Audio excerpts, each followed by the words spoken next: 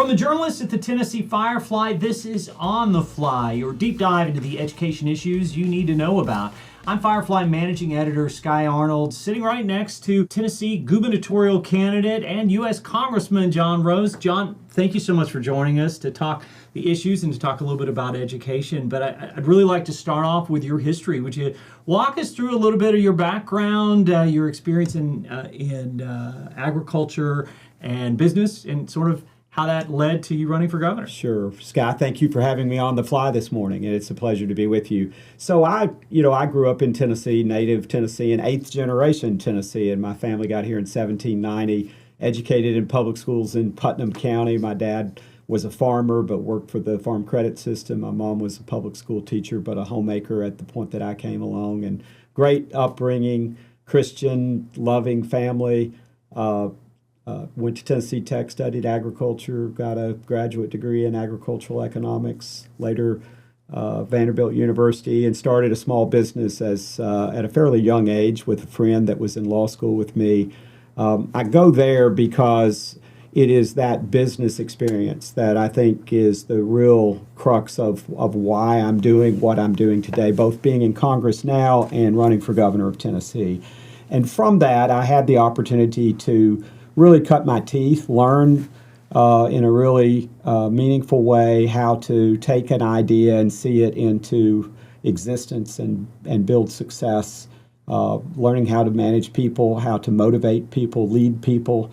That's the job that you have as a small business owner, entrepreneur, CEO.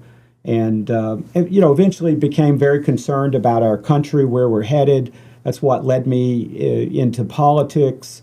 As a candidate, I would say, I had gotten involved years ago in advocating principally for the future farmers of America and agricultural education. So that actually was kind of the way I got involved in politics in the broad sense. But eventually, my concerns about the country led me to get involved as a candidate. My wife encouraged me to do that, and so that's what caused me to run for Congress back in 2018 and was successful.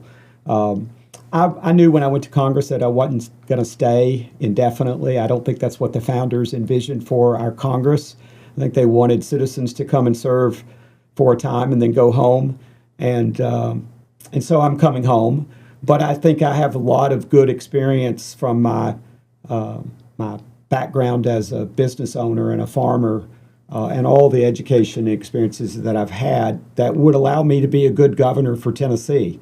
And I think it's a critical time for our state. I think we face some challenges ahead that will test the ability of our state to remain true to the values that we cherish and maintain the character and nature of Tennessee that so many Tennesseans cherish and that so many around the country are coming to Tennessee to enjoy. And so that's the big picture of why I'm running for governor of Tennessee. Good transition there into my next question. You've said that you want to appoint an education commissioner with Tennessee teaching experience. I'd love to give you a chance to kind of elaborate a little bit on that. Are you talking public school teacher? Are you talking private school teacher? Any specific subject, and maybe even how long you would have expected them to have taught that you're looking for there? Sure. Very good questions, and I get asked some of those questions as I travel across the state. So I've been visiting across the state for more than a year.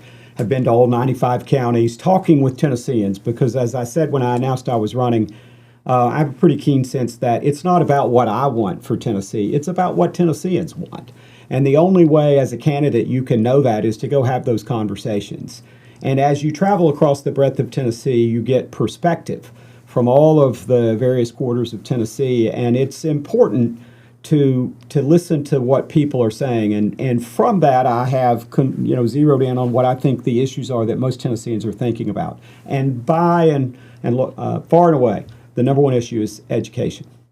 Tennesseans are concerned about the outcomes for their kids, and we see that in the public discourse. But that's what I hear from parents across the state and from stakeholders.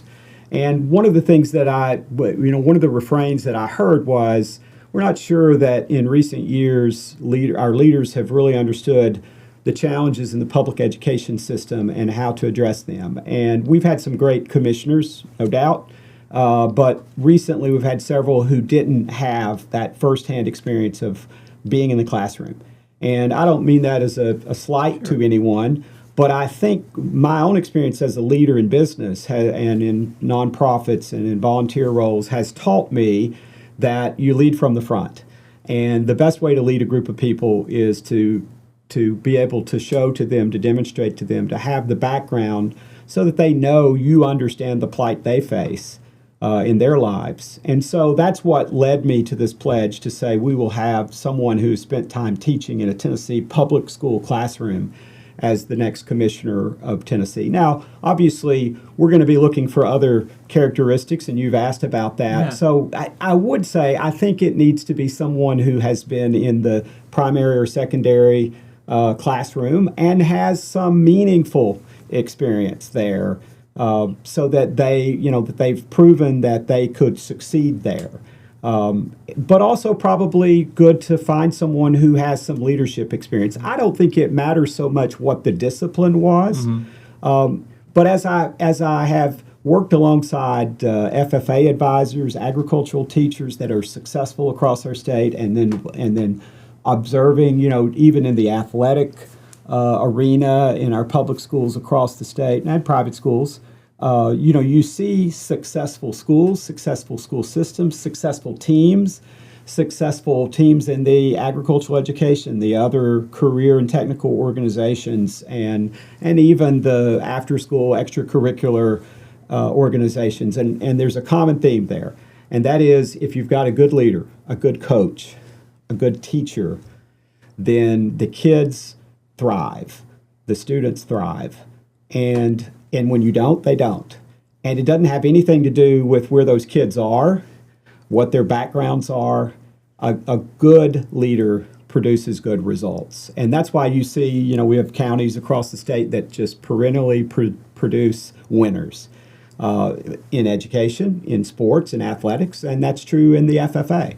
And the differentiating factor is always that coach, that leader. And so I think the key for me would be to find someone who has that proven track record of success, who can lead by example, who has the experience, knowledge, background to demonstrate to the people that they're leading that they understand the challenge that those folks face, and then can lead them and inspire them to achieve their best. Another thing you've said on the campaign trail is that you support President Trump's plan to dismantle the U.S. Department of Education and ultimately send more power back to the states. I think that's a topic that's really relevant with the governor's race. If elected, how would you use that power to further education in Tennessee and to further success of students? Absolutely. Well, I think in my mind, it's less about power and it's more about freedom. The freedom for Tennessee to do what's right for Tennessee and for our children. And so that's why I believe that what the president is proposing makes a lot of sense. We see too much top-down determination or guidance or requirements for what our local education organizations have to do and how they have to do it. And they spend way too much time complying with the rules and regulations for delivering whatever someone in a faraway place in Washington has decided they have to do. And so I think eliminating the U.S. Department of Education, which doesn't mean, and I think some detractors try to say, oh, you're going to pull away all the support for education. It doesn't really mean that. What it means is we're going to let the states, which I think the founders envisioned, we're going to let the various states figure out how to do what's right for their state. And then within Tennessee, I think we let local education governing organizations figure out what's right in their local communities as much so as possible, because those folks closest to the point of contact are going to make the best decisions by and large and most of the time. And so that's what I see happening here. Now, we also have to be pragmatic and realistic. The U.S. federal government spending $2 trillion a year more than we're taking in. That has to end. Mm-hmm. And if you kind of follow that through to its natural end, that means that the federal government's going to have less money to send back to states. In Washington, the numbers guys call it if there's an independent taxing authority, i.e. a state or local government, then why are we sending them money? And of course, when that money is being borrowed and then sent here with strings attached, that creates a problem. And so here I think it will be about giving Tennessee and our leaders in Tennessee the freedom to make choices that are right for Tennesseans. Something that we've been talking a lot about this year in Tennessee, and I think it's something that will be a bigger issue next year as well, is changing some of the teacher evaluation systems that we have, the assessment systems for students. Currently, high-performing teachers, or all teachers really, are assessed at least once a year, and there's a thought that maybe those that are doing high-performance work, maybe once every 2 years, every 3 years might be better. Assessments for students, maybe some of those could be reduced for high school students, for example. These are all proposals that have been thrown about. Sure. I was really kind of curious if you have any thoughts on those issues, either one of them. Do you support kind of where we are and the data that we gain through these assessments and evaluations for the classroom, or would you like to see some changes, as some have suggested? So my experience in business taught me that it's an old adage, what gets measured gets done. And so I think the truth is we need those measurements. And I think people who are interested in doing a good job, they like to get measured. I'm a competitive person. My wife's a competitive person. We talk about this all the time. So we love to see the score. And I think any sports fan would agree, when your team is winning, you can't get enough of the score, and you want to see it kept up to date, and you're going to keep a close eye on it. And, the good news in Tennessee is I think we see some signs that we're starting to win. And I think the next leader of Tennessee needs to take advantage of that and underscore to Tennesseans that if we want our school system to be education system to be successful, then we need to have accurate measures that allow us to see what's working and what's not. And I think the results will be something pleasing to Tennessee parents and stakeholders. And so I think we should keep on keeping on and measuring. You obviously don't want the measurements to get in the way of the actual process of education, but we shouldn't kid ourselves that somehow we can quit measuring and we'll still get the same outcome. It's hard to. When you're in a race, if you can't see where the competition is, you don't know where you are, you don't know what the pace is, and you can't win, you can't compete effectively. And this matters for our kids. Obviously, that's what really matters, and then therefore it matters for the future of Tennessee. So we need to keep measuring. There'll always be need for refinements and course adjustments as we make our way along the way, but we need to measure how we're doing and be honest with ourselves about that if we're going to be successful. Speaking of measuring, all measurements about the cost of living in Tennessee have definitely been rising in recent years. Do you believe that as a state, the way we are currently, our current education to career pathways, do you believe it's adequate? Are we doing what we need to be doing there, or would you like to see some changes in that area to better prepare students for the jobs that are coming to us? Sure. So, as I visit with Tennesseans and Tennessee businesses that are hiring our young people coming out of the system, the interesting thing I hear is that they're looking for a broad, good general education, including soft skill training. I would tell you the kind, and I go back to this because it was the experience I had, the kind of broad training and experiential learning that you have in the CTE space. They want young people who know how to solve problems and who know how to learn and who know how to interact with their fellow citizen, their fellow worker, their coworkers. And so, while I think it's important to try to help students identify areas of interest that they might have from a career perspective, and I think it's fantastic when you can give students a chance to experience real life work situations that will help them in that process of discovery for what they might want to do in life. And if you can give them as many tangible skills as possible that might be translatable, that's great. And I know we've put a big emphasis on that. But what I hear from employers all the time is if I've got a smart employee who knows how to learn, we'll train them to know what we need them to know for the job they have. And so I think we have to keep that balance that in primary and secondary education in Tennessee, we ought to be imparting that general, broad, classical education reading, teaching kids how to read, how to write, how to comprehend, how to express themselves, how to solve problems, how to interact with one another. If we do all of that, then I think industry will pick up. Now, if as kids move along through that process, if we can help them identify things they might be interested in or have a proclivity for, that's a plus, and we shouldn't miss out on that. So I think we can keep tinkering with that, and I think that's why having a variety of school options for parents and for students is a good thing, because it might give them the chance to find something that works particularly well for their student. Kind of a related question to that I had. Industry credentials, for those students who kind of have identified the path they want to go, do you think we're doing enough to provide them the path to get industry credentials to help them get those jobs? Or should we be doing more, and should we be studying the data to find better ways to link those credentials and the work the programs that provide them to the future jobs? Sure, I think those things are positive. Actually, my business, I have built a business and career in the IT training space. And that was all about helping IT professionals gain credentials, Microsoft certifications, Cisco certifications, Novell, CompTIA, all these various IT certifications. So I have a great history and familiarity with the value of those credentials and how they can open doors for folks. And many of our customers, of course, were college educated, but their general broad knowledge from college did not dial them on the specific competencies that are needed to be successful in some area of the IT space. And so I think getting kids a credential is a good thing.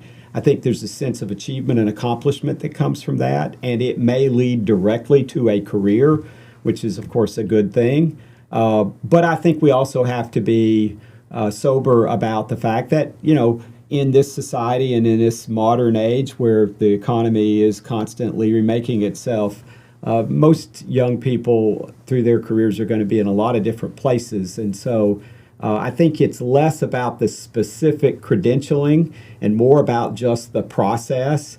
I think anyone who's been to college knows a big part of the college experience is can you navigate it and get to the other end? Can you graduate? Can you get that degree? And maybe less. I mean, I studied agricultural economics. That's not where I've spent my career. Yeah. I studied law. That's not where I've spent my career. I took all of that learning and the ability to learn that I got in those disciplines and then applied it in the IT space where I had no formal training.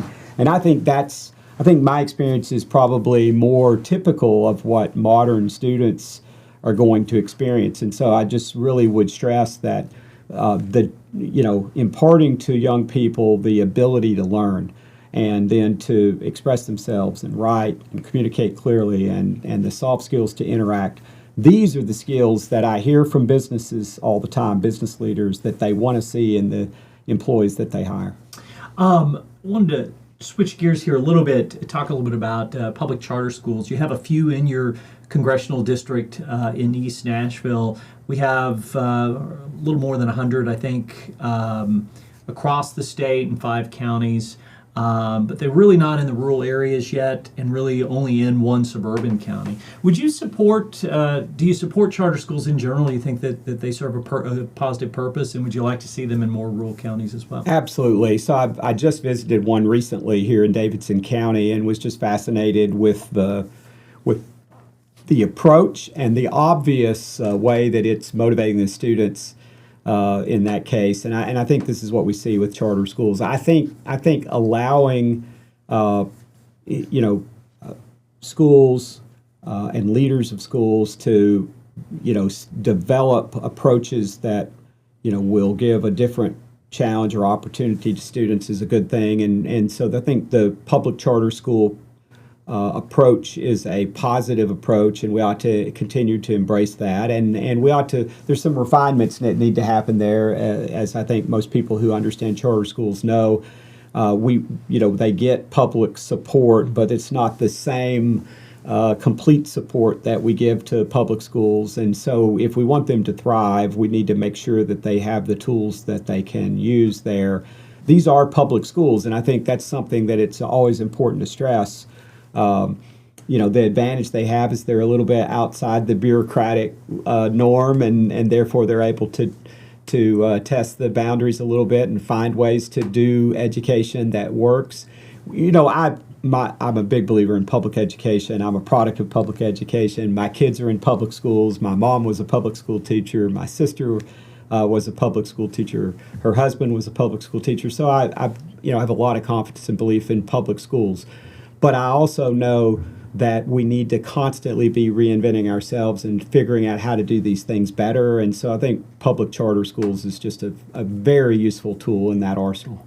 On the topic of school choice, probably the biggest issue education-wise this year here in Tennessee has been Governor Lee's Education Freedom Scholarship Act that's now in place.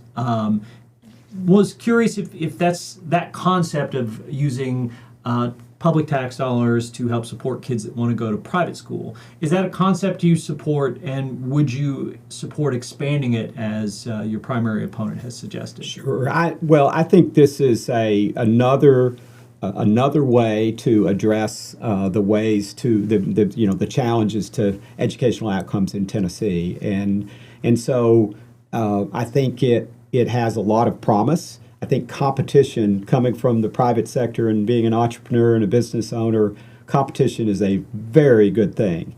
And so when you can introduce more choices, more options for parents and for children, I think that's a good thing. We have to be honest with ourselves. Public schools in some communities are failing us.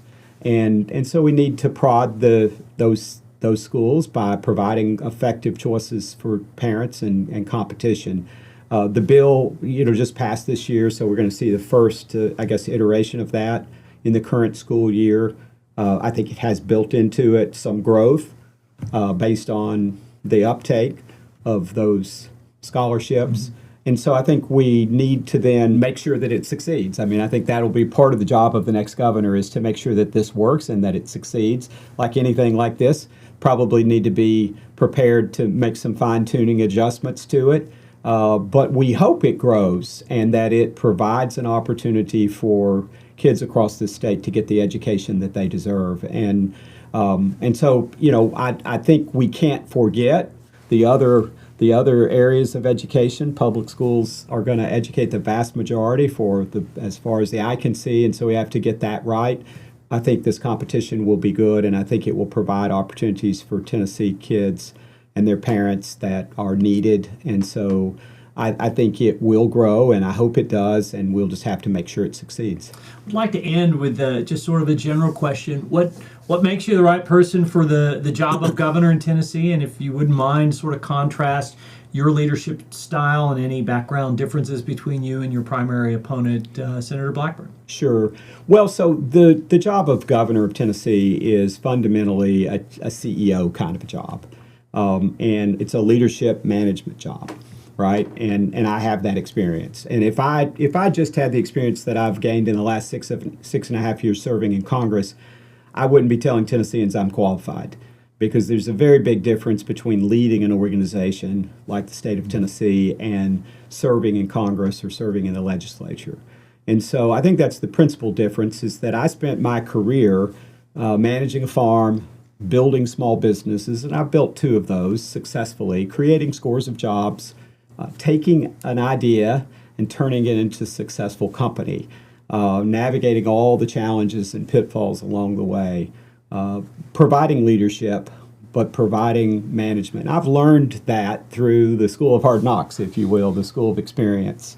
And so I think that's the primary differentiator. I've been involved in lots of other things that I think will bring perspective for me if I'm selected by Tennesseans to be the next governor. I've been active in the education arena, supporting career and technical education, watching that firsthand, advocating for that for 3 decades, and in the political arena, trying to secure the resources and the support to support career and technical education. The last 7 years with Governor Lee have been a golden age for career and technical education, because I think he understood, because of his business background, how important the trades are to our state and its future success.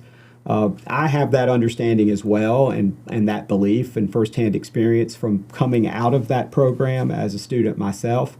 And so serving on the Tennessee Tech University Foundation Board before the Focus Act, when we were kind of the outreach arm or the engagement arm of the university. Now they have their own board of directors, but those years I've served on that board for almost 25 years, and so gotten to see how a Tennessee public university operates and be engaged in that process from that firsthand experience. Have gotten the chance to participate in many search committees for university officials and have some sense of how that works and how it ought to maybe be changed to work better. I think all of these experiences, but particularly that private sector business management experience and leadership experience, those are the things that I think would qualify me. And I think Tennesseans get that. As I look back at our recent governors, Tennesseans have hired governors, elected governors who have generally the most successful governors have had that kind of background and experience. And it makes sense. You don't want to hire someone who has to get on the job training. And I would also go a step further and say, I'm in Congress, just got reelected last fall to a 2-year term. I'm going to finish that work. My term ends on January 3rd, 2027, and I plan to work right through the end of it. My dad taught me as a little boy on the farm when he was giving me jobs to do that you finish the work you start, and I plan to finish the job that I hired on to do. I think that's important, and I think it tells Tennesseans about the commitment that I would have if they hire me to be their next governor. And then I would say, as we think about what the next governor will face, and what the challenges for Tennessee are, we want someone who's ready to roll up their sleeves and go to work on day one. I don't think this is a retirement job. I don't think this is about putting a trophy on my shelf. I think it's about helping Tennesseans take on the challenges that face our state. And I'm ready to take on what I believe will be the hardest job of my life, not the easiest, and work hard to make sure that Tennessee is successful. Congressman Rose, thank you very much for your time. We really do appreciate it. And that'll do it for this edition of On the Fly. Catch us where you get your podcast. I'm Sky Arnold.